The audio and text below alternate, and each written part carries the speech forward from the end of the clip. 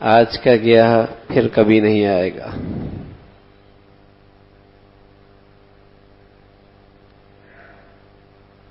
وقت، صلاحیتیں، یہ اللہ کی طرف سے بہت قیمتی دولت ملی ہے۔ اور پھر امت محمدیہ، امت مسلمہ، جس کا یہ عقیدہ ہے کہ ایک طویل زندگی اس کی تعمیر کے لیے بھی یہ وقت ملا ہے۔ یہی وقت، یہی صلاحیتیں ایک نہ ختم ہونے والی زندگی کو تعمیر کر سکتی ہیں۔ تو اس کی نظر میں تو اس وقت کی اور صلاحیتوں کی قیمت ساری قوموں سے زیادہ ہے۔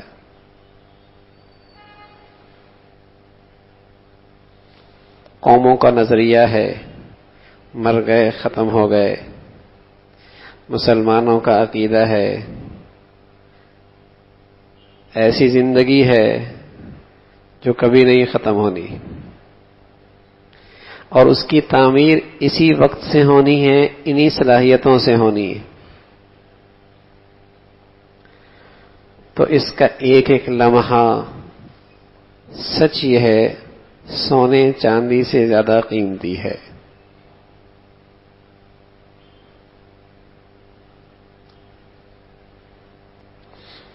حدیث میں رسول اللہ صلی اللہ علیہ وسلم نے بتلایا کہ کل قیامت میں ایک خاص انداز سے ندا، آواز آئے گی، اے وہ لوگو جن کی عمریں 60 سال تک ہو گئیں، یا ابناء الستین، جن کی عمریں 60 سال کی ہو گئی، کہ 60 سال تک اللہ نے تمہیں وقت کی گھڑیاں دیں، صلاحیتیں دیں، نتیجہ بتاؤ کہاں کھڑے ہو؟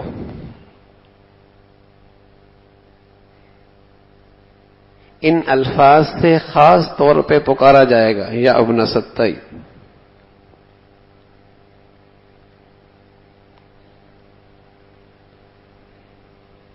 تو وقت اور صلاحیتیں اسلام نے اسے بہت قیمتی بتلایا ہے۔ رسول اللہ صلی اللہ علیہ وسلم فرمایا کرتے تھے نعمتان مغبوبون فیہما کثیر من الناس الصحۃ والفراغ، جو نعمتیں ایسی ہیں لوگ اس میں بہت دھوکے میں ہیں، بہت دھوکہ کھا رہے۔ ایک صحت، صلاحیتوں کی نعمت، دوسری فرصت کی گھڑیاں، یہ اللہ کی بہت بڑی نعمتیں ہیں، لیکن لوگ اس کی قیمت نہیں جانتے۔ لوگوں کو ان نعمتوں کی قیمت کا احساس کوئی نہیں، لیکن جب اس کی قیمت سونے چاندی سے زیادہ لگے گی اور اس پر ملنے والی کمائی سونے سے چاندی سے زیادہ نظر آئے گی، آدمی حسرت کرے گا اور کہے گا اللہ ایک لمحہ دے دے، ایک لمحہ دے دے، فَأَصَّدَّقَ وَأَكُن مِّنَ الصَّالِحِينَ، بڑی بھلائی کروں گا، بڑے صدقے کروں گا، بڑا نیک بن جاؤں، ایک مہلت۔ جب آنکھیں کھلیں گی، آپ علیہ الصلوۃ والسلام سفر میں ہیں، ایک قبر کے پاس سے گزرے، عبداللہ ابن عمر رضی اللہ تعالیٰ عنہ بھی ساتھ ہے۔ کہ عبداللہ اگر اسے قبر سے اس شخص کو کھڑا کیا جائے اور اسے پوچھا جائے کہ تو کیا چاہتا ہے، تو یہ کہے گا میری زندگی دنیا کا مجھے سارا خزانہ مل جائے اور میں یہ سارا خزانہ دے دوں اتنی مہلت لینے کے لیے کہ جتنی مہلت میں 2 رکعت نفل پڑھ سکوں۔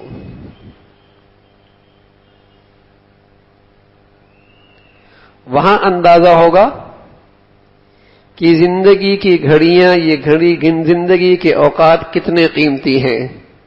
ساری دنیا کا خزانہ مل جائے دے ڈالوں گا، اتنی فرصت چاہوں گا کہ 2 رکعت پڑھنے کے موقع مل جائے. وہاں پتہ چلے گا.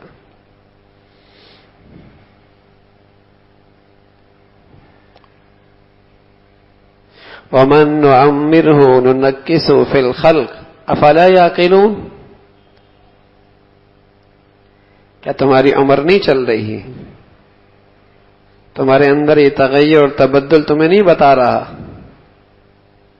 کیا عقل نہیں رکھتے؟ وَمَن نُعَمِّرْهُ نُنَكِّسْهُ فِي الْخَلْقِ أَفَلَا يَعْقِلُونَ. کیا ہو رہا ہے؟ تبدیلی تبدیلی تبدیلی تبدیلی. تو یہ وقت گزرتا چلا جا رہا ہے تمہاری زندگی کا.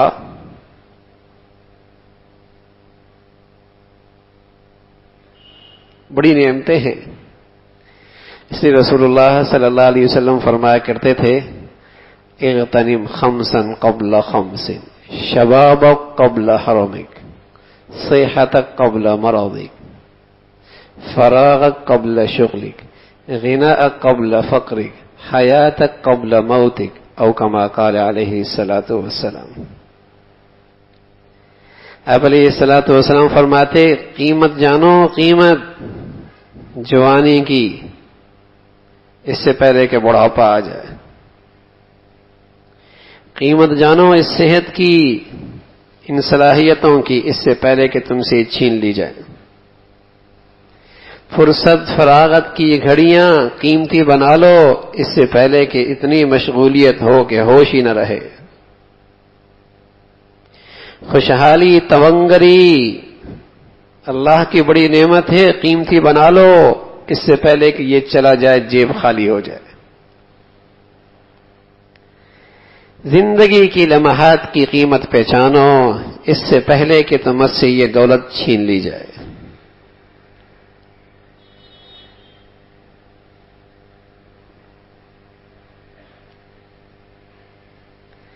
تو آج امت مسلمہ کے پاس سب سے قیمتی چیز تھی یہ زندگی کی گھڑیاں، صلاحیتیں. لیکن جتنا انہیں یہ قوم ضائع کر رہی ہے شاید کوئی بھی نہ ضائع کر رہا ہو. یہ صلاحیتیں نہ اس کی دنیا پہ صحیح لگ رہی ہیں نہ آخرت پہ صحیح لگ رہی. جتنا اس کے ساتھ یہ ضائع کر رہا ہے، جتنی یہ ان نعمتوں کی نہ قدری کر رہا ہے شاید کوئی قوم نہ کر رہی.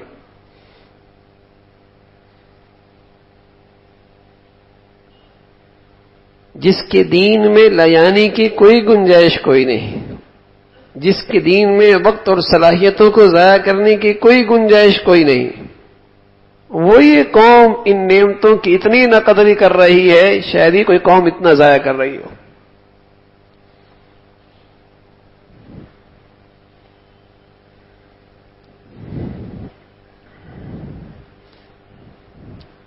اسلام کا کوئی حکم ایسا نہیں ہے جس میں اسلام انسان کی فلاح اور اس کی کامیابی کو سامنا نہ رکھا گیا ہو. اللہ کی طرف سے جو بھی حکم آتا ہے اس میں اس انسان کی دنیا آخرت کی فلاح اور کامیابی، ترقی سامنے رکھ کر اللہ کی طرف سے حکم آتا ہے.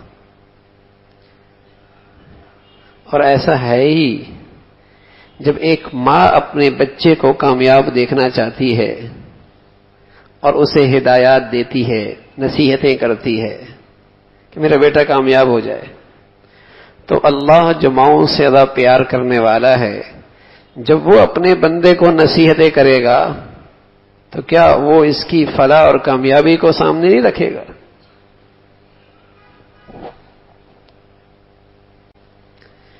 اسلام کے ہر ہدایت کے پیچھے، اللہ کے ہر حکم کے پیچھے اس انسان کی کامیابی اور فلاح کو سامنے رکھا جاتا ہے.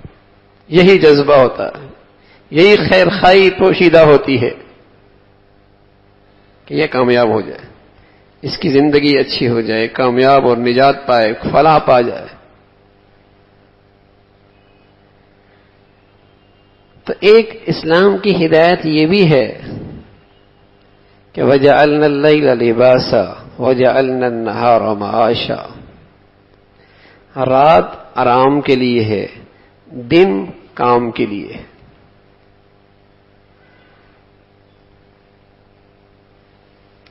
یہ اس انسانی فطرت کا بھی تقاضا ہے، اس کی صحت کا بھی تقاضا ہے، اس کے دین کا بھی تقاضا ہے، اس میں اس کی دنیا کی بھلائی بھی ہے، اس میں اس کی آخرت کی فلاح بھی ہے کہ اس کے دن کا آغاز سویرے ہو اور اس کی راحت و آرام رات کو جلدی ہو۔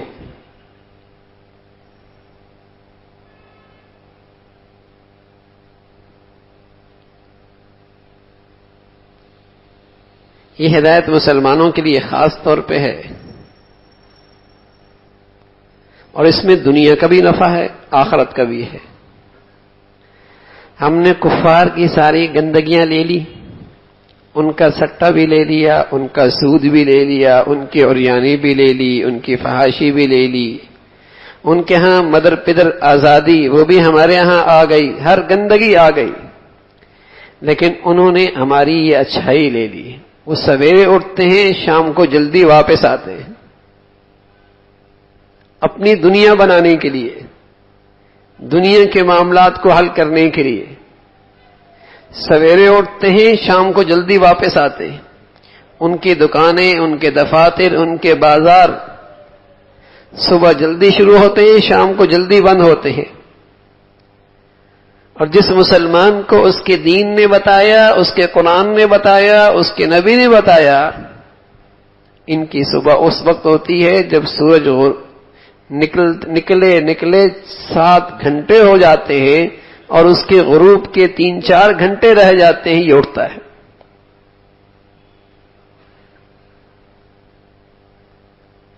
حضرت عروہ رضی اللہ تعالیٰ عنہ فرمانے لگے کسی شخص سے دشمنی کرنی ہو نا تو اسے صبح کی سونے کی عادت ڈال دو، جس سے اس کی یادداشت خود بخود ختم ہو جائے گی۔ کسی سے دشمنی کرنی ہو اسے صبح کا سونے کا عادی بنا دو، اس کی یادداشت خود بخود ختم ہو جائے گی۔ اللہم بارک لی امتی فی بکورہا، پھر نبی علیہ الصلوۃ والسلام فرمایا کرتے تھے، اے اللہ میری امت کی صبح میں برکت دے دے، جب اس کی صحت میں، اس کے رزق میں، اس کے وقت میں، اس کی زندگی میں، اس کے کام کاج میں برکت کی گھڑیاں ہیں، برکت کے فیصلے ہیں، یہ سویا ہوا ہے۔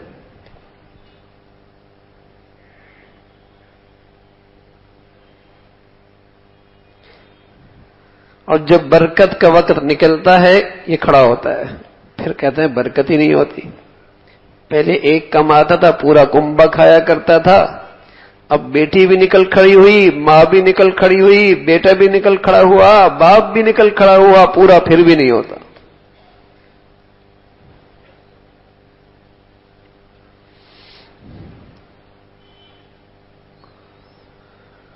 اللہم بارک لی امتی فی بکورہا، اے اللہ میری امت کی صبح میں برکت دے دے۔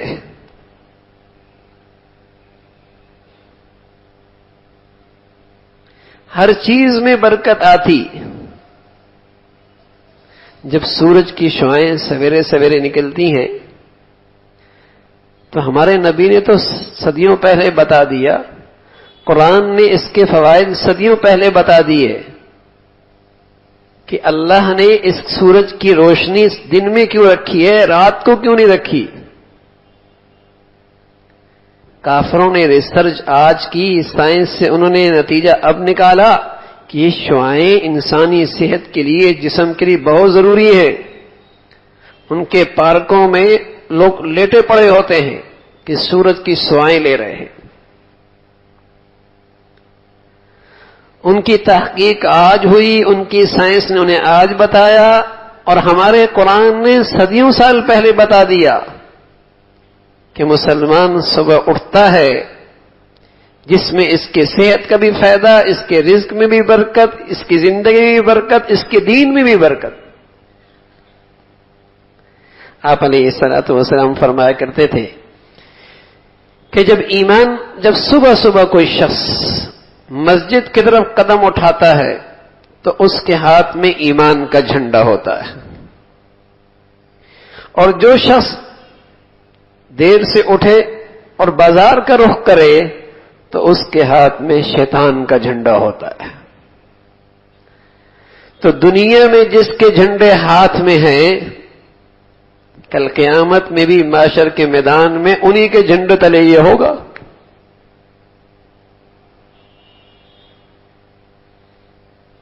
جو سویرے اٹھتا ہے اور اللہ کے گھر کی طرف سب سے پہلے آتا ہے تو پیارے نبی نے بتایا اس کے ہاتھ میں ایمان کا جھنڈا ہوتا ہے۔ اور جو اٹھا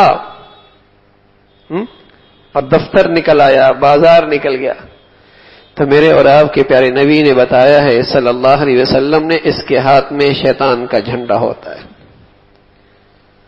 دشمن کو ساتھ لے کر جو دکان میں اور دفتر میں اور فیکٹری میں جائے گا، کیا حشر ہوگا؟ ہمیں اس کے نتائج بد نظر آئیں یا نہ آئیں، لیکن اس کے ریئیکشن اور اس کے نتائج بد زندگی میں ضرور ہوں گے۔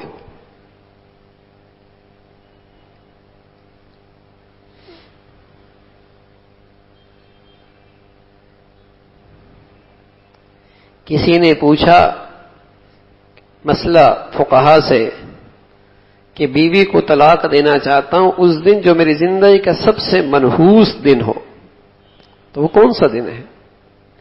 تو آیت فقہا نے فرمایا جس دن تو نے فجر کی نماز چھوڑ دی وہ تیری زندگی کا سب سے منحوس دن ہے۔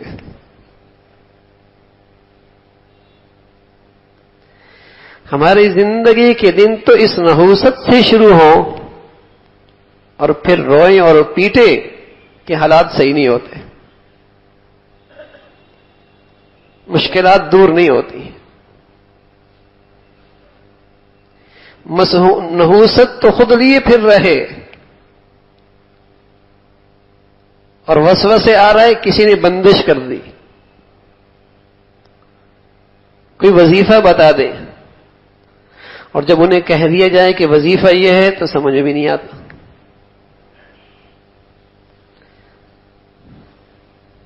کوئی سمجھ میں نہیں آتا، یعنی فجر بھی نہ پڑھوں، نحوست ساتھ چلتی رہے، کوئی ایسا وظیفہ آ جائے، کوئی ایسا عامل مل جائے، کوئی ایسا وظیفہ، کوئی ایسا عامل، کوئی ایسے وظیفوں کی کتاب مل جائے کہ بس ساری گندگیاں بھی چلتے رہیں، نحوست بھی ہوتی رہے اور میرے مسئلے حل ہو جائے۔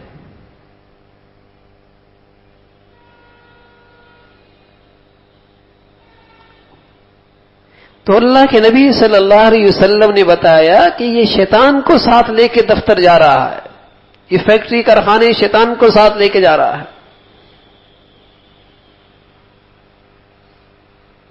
تو مسلمان کی صبح بہت سویرے ہوا کرتی تھی، بہت سویرے، سویرے سویرے ماں بہن بیٹیاں تہجد میں اٹھا کرتی تھی، ورنہ مسلمانوں کے ہاں فجر کی نماز میں سونے کا تو تصور ہی نہیں تھا۔ اس لیے اللہ کے نبی نے بتایا منافق آدمی تو فجر میں سستی کر سکتا ہے، ایمان والا نہیں۔ ایمان والیاں تو تہجد میں اٹھا کرتی تھی۔ فجر کا رہ جانا اس کا تو مسلمانوں میں تصور بھی نہیں تھا کہ مسلمان بھی فجر چھوڑ سکتا ہے۔ جہاں برکتوں کا نزول ہو رہا ہے، اس کے لیے برکتوں کے فیصلے ہو رہے ہیں، اور یہ سویا رہا۔ کسی اللہ کے نیک بندے سے کہتے ہیں آپ ہمارے لیے دعا کر دیں، کہنا چاہیے۔ کسی بزرگ سے اللہ والے سے کہہ دیا دعا کر دیں، بہت مبارک۔ ساری دنیا کے بزرگوں کی دعائیں ایک طرف، اللہ کے نبی کی دعا ایک طرف، سب پہ بھاری ہے. اور یہاں دعا مل رہی ہے، جو سویرے اٹھتے ہیں انہیں اللہ کے نبی کی دعا مل رہی ہے. اللہم بارک لی امتی فی بکورہا.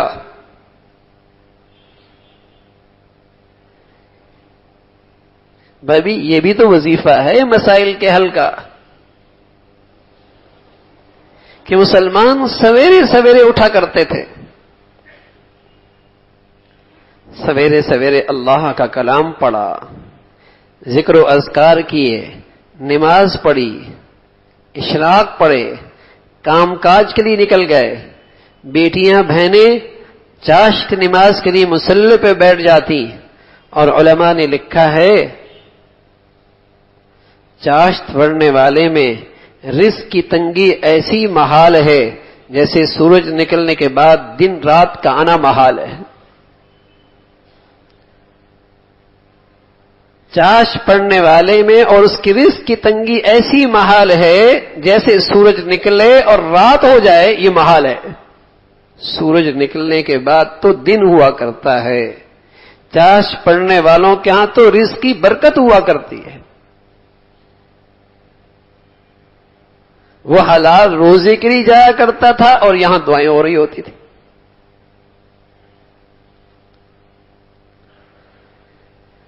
مبارک زندگیاں تھیں گھروں کی. کتنے ایسے اللہ کے نیک بندے یہاں بیٹھے ہیں جنہوں نے خود یہ دیکھا ہوگا کہ جب رات کا اندھیرا ہوتا تو ماں باپ کہتے بیٹے اب باہر نہیں جانا، اندھیرا ہو گیا، بیٹے اب باہر نہیں جانا. ہمیں ایسی غلط زندگی کی عادت بنائی کہ اب جاتی ہی رات کے اندھیرے میں باہر ہے. پہلے تو نوجوان جایا کرتے تھے الامان و حفیظ، اب نوجوان بچیاں بھی تعلیم کے نام پر رات کو باہر نکلتی ہیں. بڑا دل گردہ ہے ایسے ماں باپ کا. لیکن یہ زندگی ایسی ہماری زندگی کا حصہ بن چکی ہے کہ کوئی روکے تو اس باپ کی بھی کوئی نہیں سنتا. پرانے زمانے کی باتیں کر رہا ہے، دقیانوس ہو گیا ہے. اس بابا کو آج کے زمانے کی خبر کوئی نہیں. یہ زندگی ایسی عادت بن چکی ہے. مسلمان راتوں کو جلدی آرام کرتے تھے. اچھا ہم سب کہتے ہیں جلدی آرام کر لینا چاہیے. یہ شادیوں میں 1 بج جاتا ہے، 2 بج جاتے ہیں، سب غلط ہے. لیکن جب باری میری آئی ہوتی ہے تو میں بھی وہیں کھڑا ہوتا ہوں. بھئی کوئی تو ہمت کرے گا، کوئی تو حوصلے سے کام لے گا. کوئی تو فطرتی زندگی پہ قدم اٹھائے نا. کون اٹھائے گا؟ ہماری آنے والی بچے جب وہ دیکھ رہے ہیں کہ 10 بج رہے تھے اب 12 بج چکے ہیں تو وہ دیکھیں گے کہ آئندہ کاروبار 3 بجے شروع کریں گے. وہ آگے جائیں گے. اور سونے کا وقت جب صبح کا وقت ہوتا ہے تب یہ سو رہے ہوتے. تو میرے عزیزوں یہ جو فطرت کے خلاف زندگی ہے اس کی نحوست جہاں دین کے لحاظ سے ہے وہاں صحت کے لحاظ سے بھی ہے، معاش کے لحاظ سے بھی ہے، دنیاوی لحاظ سے بھی ہے. ہمارے قومی کتنے مسائل ایسے ہیں کہ ان مشکلات کی وجہ یہ فطرت کے خلاف چلنا ہے. سویرے اٹھتے یعنی اگر 8 گھنٹے کوئی آدمی کام کرے 8 سے لے کر 4 بجے تک، بچوں کے لیے بھی وقت ہے، بیوی کے لیے بھی وقت ہے، صحت کے لیے بھی وقت ہے، اللہ کے لیے بھی وقت ہے، بہت وقت ہے. اور کام ہوتے 8 گھنٹے ہیں. اور قدرت نے روشنی کا انتظام کر رکھا ہے. لیکن ہمارے ہاں لمبے منصوبے بنتے ہیں اس روشنی کو بیٹریوں میں جمع کرنے کے لیے، اربوں روپے کے منصوبے بنتے ہیں. لیکن جو اللہ نے اپنی قدرت سے انتظام کر رکھا ہے اس سے فائدہ اٹھانے کی تدبیر کوئی نہیں.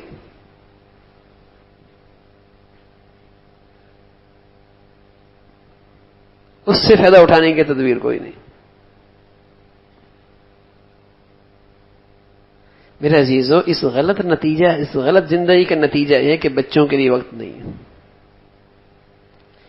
گھر والوں کے لیے وقت نہیں ہے، جس سے بچوں کی تربیت بھی متاثر ہو رہی، ازواجی تعلقات بھی متاثر ہو رہے، اپنی صحت بھی متاثر ہو رہی، دین ایمان بھی متاثر ہو، ساری چیزیں فطرت کے خلاف چل رہا.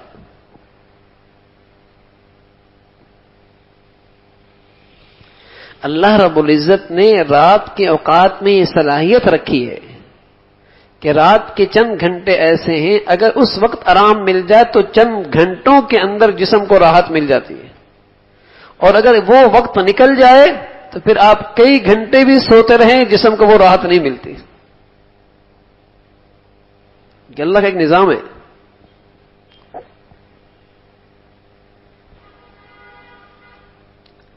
تو میرے عزیزو، مسلمانوں کے ہاں یہ وقت، یہ صلاحیتیں بہت قیمتی چیز ہے، لیکن اس کا اب بہت ضیاع ہو رہا ہے. یہ سوتے سوتے گزار رہے، اور اس سے بڑھ کر مصیبت یہ آئی کہ انٹرنیٹ پہ بیٹھ کے اس کو برباد کر رہے ہیں. یا ہاتھ میں موبائل ہیں اور اتنی لمبی کالیں بے مقصد. بہت وقت ہے اس مسلمان کے پاس، پیسہ بھی بہت ہے، وقت بھی بہت ہے، صلاحیت ہی بہت ہے، اسے ضائع کرنے کے بغیر اس کے پاس کوئی چارہ کار نہیں. اور میرے عزیزو، یہ بات طے ہے کہ جس کا وقت اور صلاحیتیں لایانی چیزوں میں استعمال ہوتی ہیں وہ کام کے اور مقصد کی چیزوں سے محروم ہو جاتا ہے. کام اور مقصد کی چیزوں سے محروم ہو جاتا ہے. جن لوگوں نے دنیا میں کچھ کیا تو انہوں نے اپنے وقت کو تول کے استعمال کیا، قیمتی بنایا.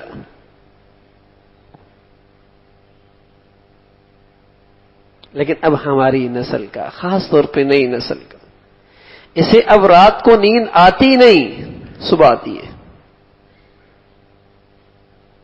اس کو رات کو نیند آتی نہیں، یا اس کے ہاتھ میں انٹرنیٹ ہوگا یا موبائل ہوگا، نیند آتی نہیں ہے اسے. اب ایسی غلط زندگی کی عادت بن چکی ہے. صحتیں متاثر، صلاحیتیں متاثر، اور صبح جب سوتا ہے تو یہ ذہانت، حافظہ برباد ہو جاتا ہے.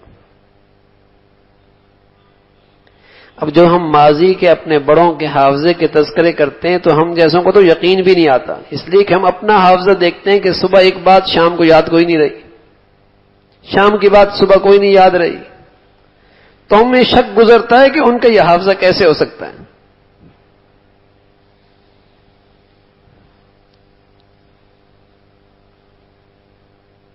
تو وقت اور صلاحیتیں اللہ کی بڑی نعمتیں ہیں، ان کا استعمال ٹھیک ہو. ہم اپنے گھروں کی زندگی کی ترتیب بنائیں.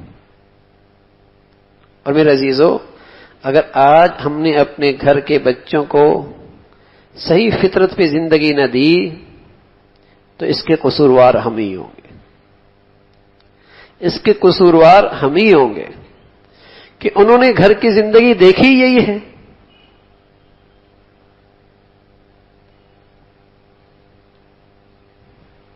ورنہ مسلمانوں کے گھروں میں بہت سویرے صبح ہو جایا کرتی تھی، اور مسلمانوں کے گھروں میں ایسی کثرت سے سویرے سویرے تلاوت ہوتی. جب مسلمان مسجد کی طرف آتے تو ہر گلی سے، ہر گھر سے ایسی آواز آتی قرآن کی جیسے شہد کی مکھیاں اڑ رہی ہوں تو بن بھناٹ کی آواز آتی. سبحان اللہ. ماں بہن بیٹی سویرے اٹھتی اور سب سے پہلے اپنا روحانی ناشتہ کیا کرتی تھی، اپنا ایمانی روحانی ناشتہ کیا کرتی تھی، قوت طاقت حاصل کرتی تھی، اور پھر اس کے بعد جسمانی ناشتہ تیار کرتی تھی. تو اس راستے میں برکت ہوتی تھی. جو بچے کھاتے تھے ماں باپ کے رہتے، رب کے بنتے, دنیا آخرت کی قیمتی دولت اثاثہ بنتے, برکت ہوتی تھی اس میں.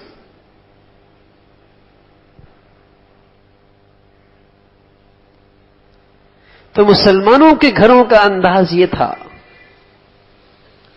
اس لیے کہ ان کے پاس لغویات کے لیے نہیں, فضولیات کے لیے وقت نہیں تھا.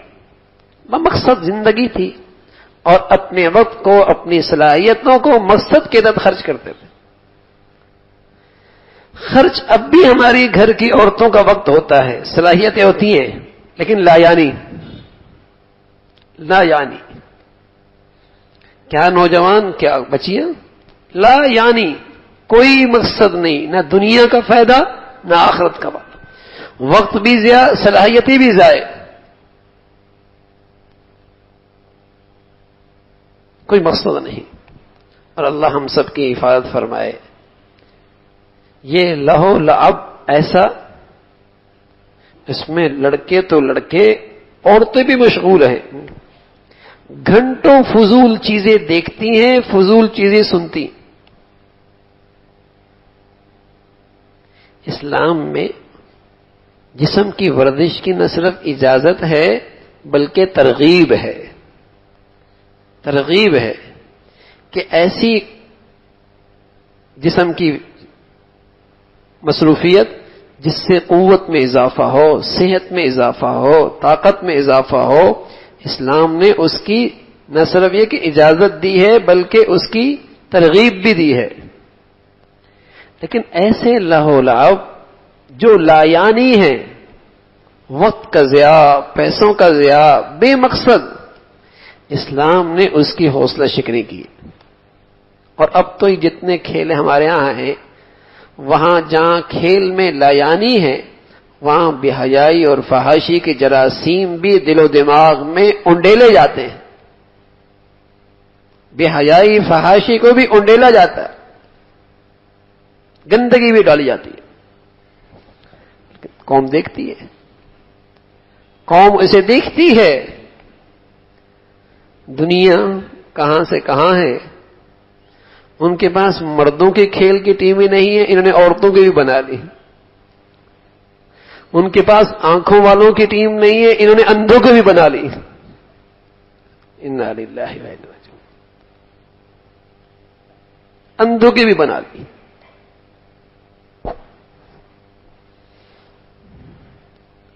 تو میرے عزیزو, اللہ رب العزت نے ہمیں زندگی کے لمحات دی ہیں, صلاحیتیں دی ہیں, اسے مقصد کے تحت خرچ کرو, اسے قیمتی بناؤ, اور اپنے گھروں کا ماحول ایسا بناؤ کہ ہماری آنے والی نسل زندگی کا مقصد سمجھے کہ گھر مسلمانوں کا ایسا ہوا کرتا ہے. بس اوقات ہمیں پتہ ہوتا ہے بچہ بالغ ہے, لیکن صرف اس لیے نہیں اٹھاتے کہ اس کی نیند پوری ہو جائے. فجر چھوٹ جاتی ہے, کہتے نیند پوری ہو جائے.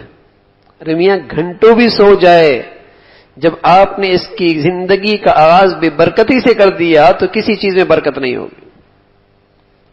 اس بچے کے ساتھ شفقت یہ ہے, اسے فجر پڑھائی جائے, اسے نماز پڑھایا جائے. ہاں, رات جلدی سلا دے, یہ خیر خواہی ہے, رات جلدی سلا دے. بھئی باہر کا نظام تو ہمارے اختیار میں نہیں ہے, گھر کا نظام تو ہمارے اختیار میں ہے. ہماری تقریبات ہمارے اختیار میں, ہماری مجلسیں ہماری اختیار میں ہیں.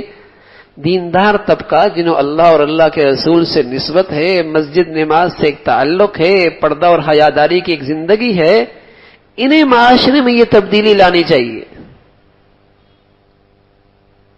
کب تک لوگوں کو دیکھتے ہوئے زندگی گزاریں گے جس نے ہمارے پاس کچھ بھی نہیں رہنے دیا.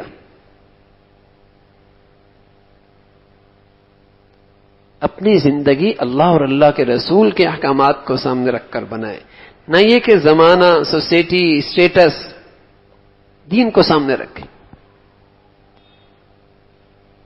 تو راتوں کو جلدی سونا, صبح جلدی اٹھنا, نمازوں کا اہتمام, تلاوت کا اہتمام, یہ مسلمان گھرانوں کا شعار ہوا کرتا تھا. مسلمان گھرانوں کا شعار ہوا کرتا تھا. تصور نہیں تھا کہ کوئی مسلمان صبح کرے اور اس نے قرآن کی تلاوت نہ کی ہو. کیا مرد، کیا عورت، کیا بچہ، کیا بچی، تصور نہیں ہوتا تھا.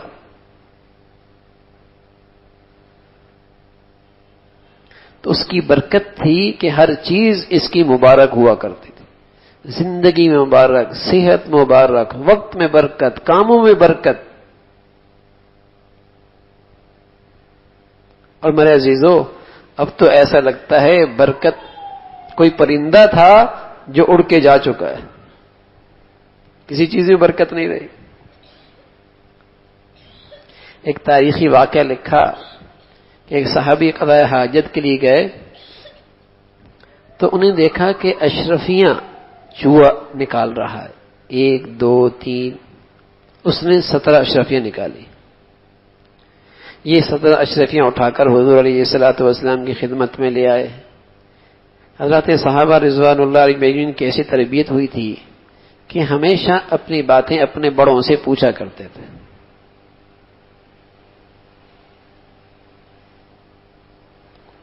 تھانوی رحمۃ اللہ علیہ کی عجیب بات فرمایا کرتے کہ جو آدمی خود مستقل بالذات ہو جائے، خود مستقل بالذات، بس جو میرے من میں آئے گا کروں گا، تو فرمایا کرتے تھے وہ مستقل بد ذات ہو جاتا ہے. وہ مستقل بد ذات ہو جاتا ہے، یعنی اس کا بگڑنا پھر آسان ہو جاتا ہے. جو من میں آیا، جو طبیعت میں آئی ویسا کرنا ہے. دین کا معاملہ ہو، دنیا کا معاملہ ہو، جو طبیعت میں آیا. پھر فرمایا کرتے جو مستقل بذات بن جاتا ہے وہ مستقل بد ذات بن جاتا ہے. تو پہلے مسلمانوں میں ایسا نہیں تھا، ہر ایک کا کوئی بڑا ہوتا تھا جس سے وہ پوچھ پوچھ کے زندگی گزارا کرتا تھا. تو اگر کوئی بڑا چلا جاتا تو فوراً کسی دوسرے کو بڑا بنا لیتا تھا. کسی کے ماتحت اس کی زندگی ہوتی تھی. اس کی زندگی اس کے نفس کے ہاتھ میں نہیں ہوتی تھی. جس کا کوئی بڑا نہیں ہوتا اس کا نفس اس کا بڑا ہوتا ہے، شیطان اس کا رہبر ہوتا ہے. تو حضرات صحابہ رضوان اللہ علیہم اجمعین حضور علیہ الصلوۃ والسلام کی خدمت میں بولے کہ یا رسول اللہ ایسا ایسا ہوا ہے. تو آپ نے فرمایا یہ اللہ نے آپ کو رزق دیا ہے، یہ اللہ نے آپ کو رزق دیا ہے. تو لکھا کہ ان کی زندگیاں اتنی مبارک اور پاکیزہ تھی، اللہ انہیں بلوں سے رزق دے رہا تھا. اور ہماری زندگیوں سے برکت ایسی نکلی کہ ہماری ساری آمدنی بلوں میں چلی جاتی ہے. یہ بجلی کا بل، یہ گیس کا بل، یہ ٹیلی فون کا بل، یہ ڈاکٹر کا بل، یہ وکیل کا بل، یہ بل ہی بل. ہمارا آیا ہوا سب بلوں ہی میں چلا جاتا ہے. دیکھنے میں بہت کثرت، لیکن کدھر گیا پتہ ہی کوئی نہیں.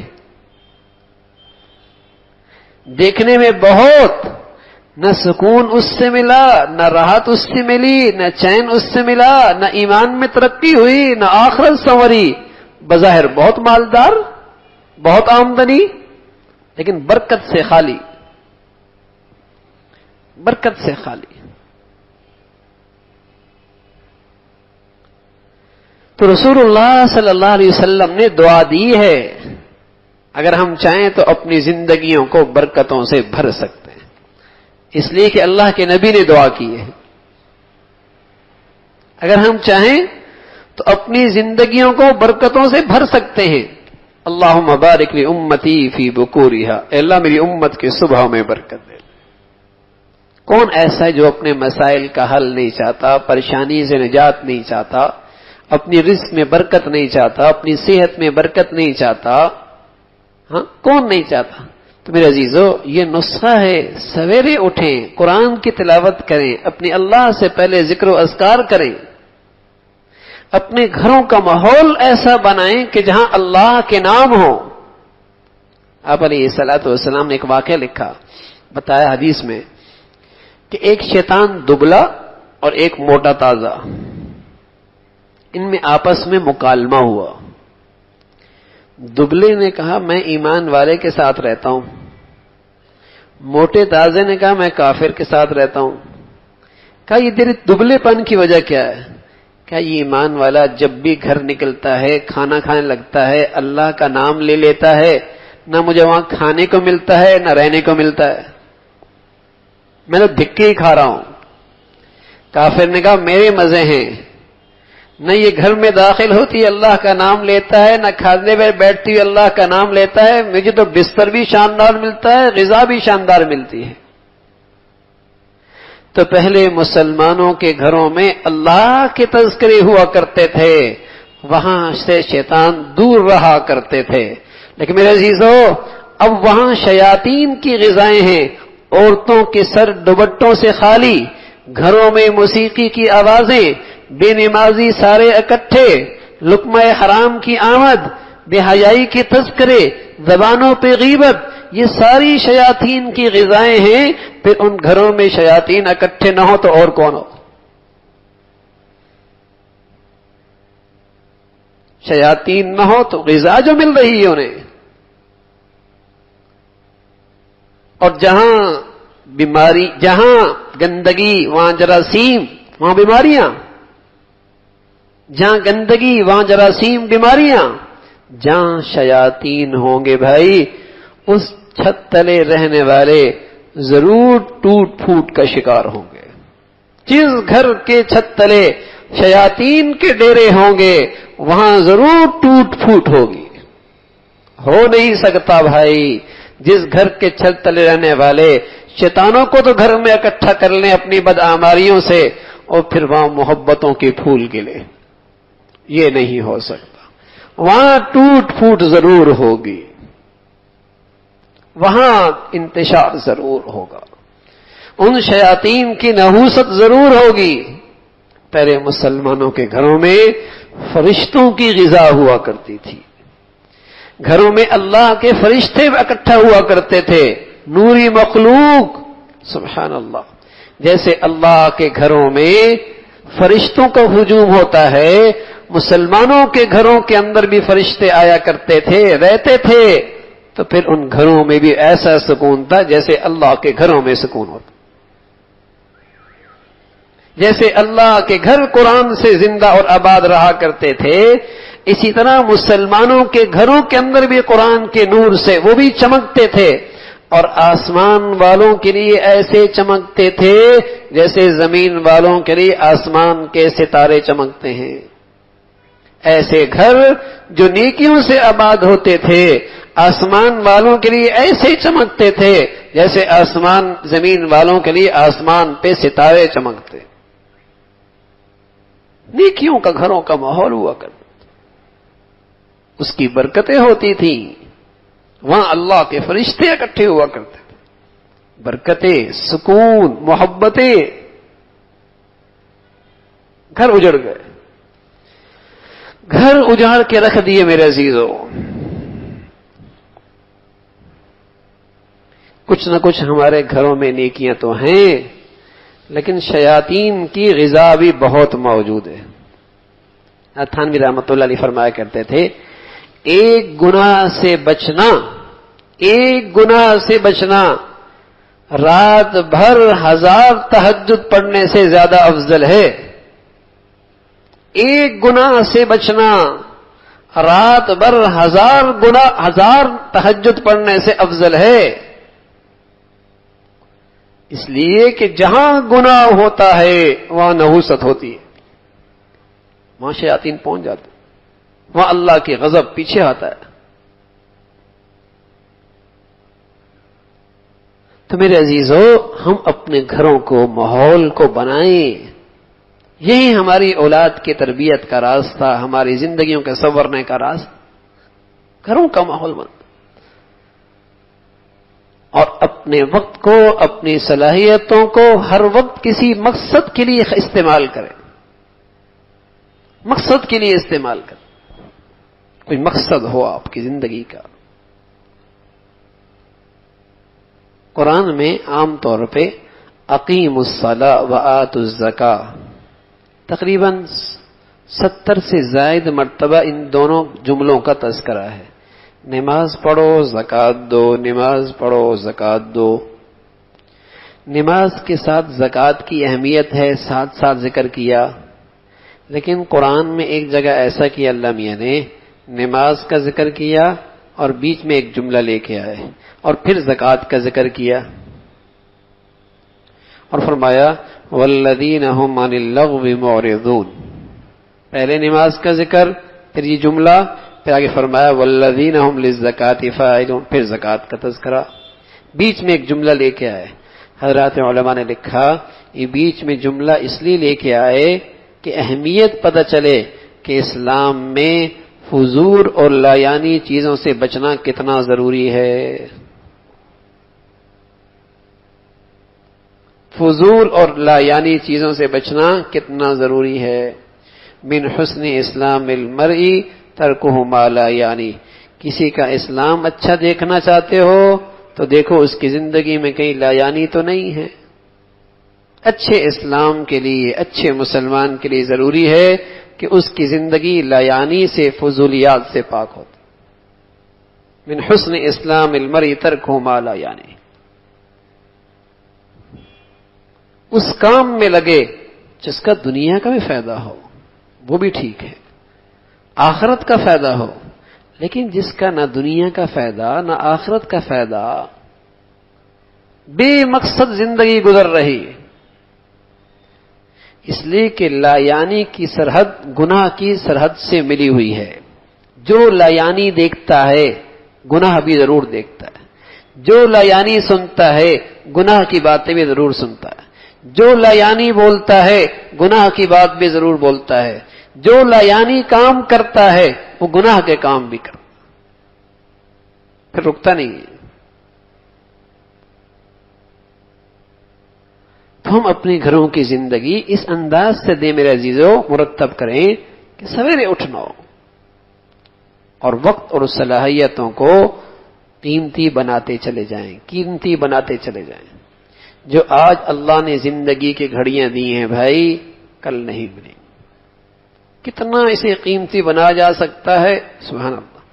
چاہے اس گھڑی کو سونے سے زیادہ قیمتی بنائیں، ہیرے سے زیادہ قیمتی بنائیں، آپ بنا سکتے، آج موقع ہے آپ کے پاس، اور چاہیے کہ آپ ضائع کر دیں۔ سونے چاندی ہیروں سے زیادہ قیمتی بنانا چاہیں، آج بنا سکتے ہیں آپ، آج آپ کے پاس فرصت ہے، وقت ہے آپ کے پاس۔ اور سچی بات ہے بھائی، اب رہی بھی کتنی ہے، کسی کی 60 سال، کسی کی 50 سال، ہاں کسی کی 40 سال، ویسے تو پل کی خبر نہیں، لیکن زیادہ 60 سال ہی ہوتی ہے بھائی، جس میں آدمی چلتا پھرتا ہے، پھر تو کہیں ادھر درد تو کہیں ادھر درد۔ 70-80 سال کے بعد تو بھائی کچھ بھی ہو جائے جیب تو خالی ہو ہی جاتی ہے۔ اب تو اس سے چابیاں سبھی لے لیتے ہیں، ہاں، اور جب چابیاں لے گئی جیب خالی ہو گئی تو کون پوچھتا ہے بھائی؟ گھر کی نوکرانی بھی نہیں پوچھتی، اس لیے کہ اس کی جیب میں پیسے کوئی نہیں، اور کون پوچھے گا؟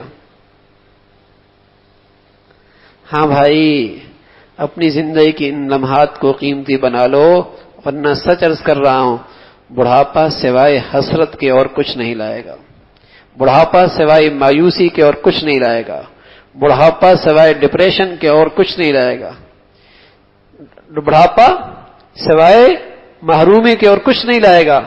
اگر ان لمحات کو قیمتی بنا لیا اور اپنے آپ کے اندر عبادات کا ذوق پیدا کر لیا تو انشاءاللہ بڑھاپے کا بہترین سہارا آپ کی نیکیاں بنیں گی، جو آپ کے بڑھاپے کو ہمیشہ تازہ رکھیں گی۔ اور اگر آپ نے مزاج نہ بنایا عبادت کا، تلاوت کا، بڑھاپا سوائے مایوسی کے، ڈپریشن کے اور کچھ نہیں لے کے آتا۔ اور اگر آپ نے عبادت کا ذوق پیدا کر دیا، سبحان اللہ، آپ کی تو چاہت ہوگی کہ مجھے خلوت ملے، میں اپنے اللہ کا کلام ہی پڑھتا رہوں۔ پھر جو آپ کی زندگی میں رونق ہوگی، آپ کے اندر جو بشاشت ہوگی، وہ آپ کی جوانی بھی اس بشاشت کا مقابلہ نہیں کر سکتی۔ پھر اس بوڑھے کی مثال تو ایسی ہوگی، جیسے کاشتکار کھیت لگاتا ہے، باڑ لگاتا ہے، بیج ڈالتا ہے اور اس کو ہل چلاتا ہے، پھر ایک وقت آتا ہے وہ کھیتی پروان چڑھ جاتی ہے، کٹائی کا وقت آتا ہے تو کاشتکار بڑا خوش ہوتا ہے. یہ خوشی پہلے نہیں ہوتی، اس وقت بڑی خوشی ہوتی ہے کہ میری محنت کا پھل ملنے والا ہے. آج کی خوشی پہلے نہیں ہوتی جب یہ بیج ڈال رہا ہوتا ہے، اب بڑا خوش کہ میری محنت کا پھل ملنے والا ہے. ایسا بوڑھا اس بڑھاپے میں جوانی سے اپنی ماضی کی زندگی سے زیادہ خوش ہوتا ہے کہ اللہ رب العزت مجھے اپنی کٹائی کا وقت میرے قریب آ رہا ہے، میرا پھل مجھے دینے والا. زندگی بھر میں نے اب آخرت کی کھیتی سنواری بنائی، اب اس کی کٹائی کا وقت ہے، میرے پھل کا وقت ہے. تو اس کا بڑھاپا بڑا تابناک، بڑا اطمینان بخش ہوتا ہے. ورنہ بھائی، ورنہ یہ بڑھاپا بڑا خوفناک ہوتا ہے. بڑا خوفناک ہوتا ہے اس لیے کہ اپنی بھی نظریں پھیر لیتے ہیں جب جیب خالی ہو جاتی ہے، اپنی بھی دھتکار دیتے ہیں، ان کے لیے بھی یہ بوجھ بن جاتا ہے. بڑھاپا ہے بڑا خطرناک. اللہ سے دوستی لگا لی، نیکیوں کا مزاج بنا لیا، تلاوت کا ذوق پیدا کر دیا، سبحان اللہ، پھر تو اس کا ایک ایک لمحہ بڑھاپے کا سونے چاندی سے زیادہ قیمتی ہوگا. تو اپنا مزاج بنائیں نیکیوں پہ، اپنی صبح ایسی کریں، ابھی سے تلاوت کا ذوق بن جائے، ابھی سے تلاوت کا ذوق بنے کہ میری صبح قرآن کی تلاوت کے ساتھ آغاز کریں. آدھے پارے سے بڑھائیں اسے سپارے تک، بڑھائیں اسے 1.5 پارہ، 2 پارے، 3 پارے سے بڑھائیں. اور بھائی وقت میں کمی نہیں ہوگی، برکت ہوگی. لکھ لو یہ بات، حدیث قدسی ہے. اللہ کہتا ہے، اللہ یا ابن آدم تفرغ لعبادتی املو صدرک غنا واسد فقر. اے آدم کے بیٹے، اپنے آپ کو میرے لیے بھی فارغ کر لے، انعام دوں گا، تیرے سینے کو غنا سے بھر دوں گا اور تیرے فقر کے سارے دروازے بند کر دوں گا. میرے لیے فارغ تو ہو تو. وَإِن لَّمْ تَفْعَلْ، اور اگر تیرے پاس میرے لیے وقت نہیں ہے تو سزا دوں گا. املو یدک شغلا، تیری زندگی کو مصروفیت سے بھر دوں گا. ولم اسد فقرک، اور تیرے فقر کے دروازے بھی بند نہیں کروں گا. سزا دوں گا، تیری زندگی کو مشغولیت سے بھر دوں گا اور تیرے فقر کے دروازے بھی بند نہیں کروں. تیری ہاتھ کی خارش، ارب پتی ہوگا نہیں جائے گی، کروڑوں اربوں ہوں گے، تیری ہاتھ کی خارش نہیں جائے گی، تیری اندر کی ہوس کی آگ نہیں بجھے گی، اس لیے کہ میں نے تیرے دل میں فقر ڈال دیا. ولم اسد فقرک، یہ آگ نہیں بجھے گی. جتنی بجھانے کے لیے ڈالے گا اس پر گھاس، اتنی آگ اور اس کی اور بڑھے گی. تو میرے عزیزو، سویرے سویرے اٹھنا، اللہ کا ذکر کرنا، تلاوت سے اپنے دن کا آغاز کرنا، اس کی برکت سے وقت میں برکت ہو. ہر چیز میں اللہ رب العزت برکت عطا فرمائیں گے. اللہ بھائی مجھے بھی اور آپ کو بھی جو کچھ کہا سنا عمل کی توفیق نصیب فرما دے. آخر دعوان الحمدللہ رب العالمین. اللہم لک الحمد کلو ولک الشکر کلو، اللہم لک الحمد کلو ولک الشکر کلو، اللہم اعنا علی ذکرک و شکرک و حسن عبادتک، اللہم اعنا علی ذکرک و شکرک و حسن عبادتک. اے اللہ، جو کچھ کہا سنا عمل کی توفیق نصیب فرما. ایمان والی، سکون والی، چین والی، راحت والی زندگی نصیب فرما. مولا اپنا تعلق نصیب فرما، اپنی سچی محبت نصیب فرما. پیارے نبی صلی اللہ علیہ وسلم کی پیاری زندگی نصیب فرما. اے اللہ، تمام حاضرین حاضرات کی تمام جائز حاجات کو پورا فرما، مشکلات کو آسان فرما، پریشانیوں کو ختم فرما. مولا پورے دین پہ چلنا آسان فرما. برکت والی زندگی، برکت والی روزی نصیب فرما. اے اللہ، اپنے پسند کا جینا نصیب فرما، اپنے پسند کا مرنا نصیب فرما. اے اللہ، ہر گناہ سے، ہر گندگی سے بچنا آسان فرما. اپنی رحمت سے، اپنے فضل سے ہم سب کے گناہوں کو معاف فرما. اے اللہ، ہم سب کے گناہوں کو معاف فرما. اے اللہ، ہمیں راندہ درگاہ نہ فرما. اے اللہ، اپنے در سے دور نہ فرما، اپنے گھر سے دور نہ فرما. عبادات کے بعد محرومی سے محفوظ فرما. اے اللہ ایمان کے بعد اس دولت سے محرومی سے محفوظ فرما، اے اللہ نیکی کی صحبت کے بعد اس سے محرومی سے محفوظ فرما، مولا محرومی سے محفوظ فرما۔ اے اللہ اپنے فضل سے ہر ماں باپ کو اپنے بچے بچیوں میں خوشیاں نصیب فرما، اولادوں کی فتنوں سے ازمائشوں سے نافرمانیوں سے محفوظ فرما، مولا عبادت کا ذوق نصیب فرما، تلاوت کا ذوق نصیب فرما، صبح ہمیں مبارک نصیب فرما، مبارک صبح زندگی کے ہر دن نصیب فرما، ہر قسم کی نحوستوں سے محفوظ فرما۔ اے اللہ اپنے فضل سے موذی امراض سے اسپتالوں کی زندگیوں سے محفوظ فرما، مولا ہماری زندگیاں صلاحیتیں وسائل اپنی دین کے لیے استعمال فرما۔ اے اللہ زندگی کی نعمت زندگی کی صلاحیتیں جیسے آپ چاہتے ہیں ویسے استعمال کی توفیق نصیب فرما۔ اے اللہ مساجد کی، مدارس کی، مکاتب کی، علماء کی حفاظت فرما، مولا کریم حرمین شریفین کی حفاظت فرما، اہل اسلام کی حفاظت فرما، اہل اسلام کو نیک ساری قیادت نصیب فرما۔ اللہ مسلمانوں کو یہود و نصارہ منافقین کی سازشوں سے محفوظ فرما۔ اے مولا جو مسلمانوں میں انتشار اختلاف بے حیائی کو پھیلا رہے ان کے شر سے مسلمانوں کو محفوظ فرما۔ مولا کریم مسلمانوں کو عصبیت، لسانیت، وطنیت اور ہر قسم کی فرقہ واریت کی گندگیوں سے محفوظ فرما۔ اے اللہ جو تیرے پیارے ہیں ان کی محبت، عظمت، صحبت نصیب فرما۔ دنیا بھر میں جو بھی جہاں کہیں بھی تیرا دین کا کام اخلاص سے کر رہے، اے اللہ اپنے فضل سے ان کی محنت کو قبول فرما کر دین کو سربلندی نصیب فرما۔